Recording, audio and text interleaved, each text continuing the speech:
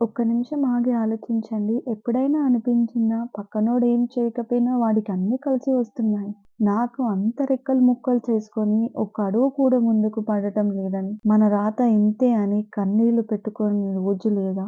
చాలామంది అంటారు అదృష్టం ఉండాలి దేనికైనా అని. కానీ నేనొక మాట చెప్తాను.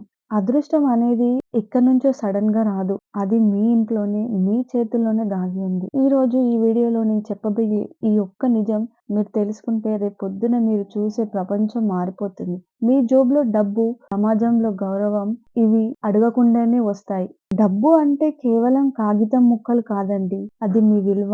మనం అనుకుంటాం బాగా కష్టపడితే డబ్బు వస్తుందని. కానీ నిజానికి మనం సమస్యల్ని ఎలా పరిష్కరిస్తాం అనే దాని మీద డబ్బు ఆధారపడి ఉంటుంది. మీరు ఎదుటి వారికి ఎంత సాయపడితే అంత సంపద మీ దగ్గరికి వస్తుంది. లక్ష్మీదేవి ఎప్పుడు నడిచే కాళ్ళు దగ్గరికే ఉంటుంది కానీ కూర్చుని ఏడ్చే వాళ్ళ దగ్గర ఉండదు. మీ దగ్గర ఉన్న రూపాయిని ఎలా వాడుతున్నారు? విలాసాలకా?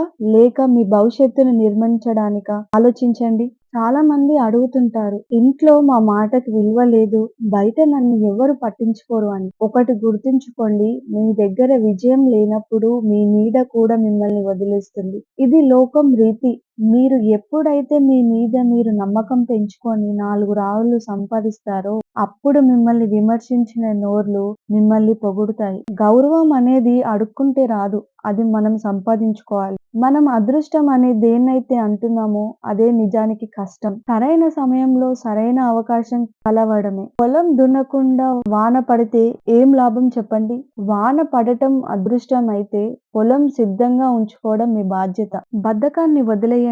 రేపు చూద్దాంలే అనే మాట మీ నోటి నుండి తీసేయండి. ఆ చిన్న మార్పు చాలు ఆ తలరాత మారడానికి. ఈ మాటల వెనకాల మీ మనసులో ఏదో ఒక మూల చిన్న మార్పు మొదలైందని నేను నమ్ముతున్నాను. జీవితం అంటే ఒకటే. అది ఎవరి కోసమో దేనికోసమో వృధా చేయకండి. ఈ రోజు నుండే ఒక కొత్త అడుగు వేయండి. ఈ వీడియో మీకు కొంచెం ధైర్యాన్ని ఇచ్చిన మన కథలు బై రమ్య ఛానల్‌ని సబ్స్క్రైబ్ చేసుకోండి. మీ జీవితంలో జరిగిన మార్పుని నాతో కామెంట్స్‌లో పంచుకోండి. నేను మీకోసం వేచి ఉంటాను. మళ్ళీ ఇంకొక మంచి మాటలతో కలుద్దాం. తెలుగు.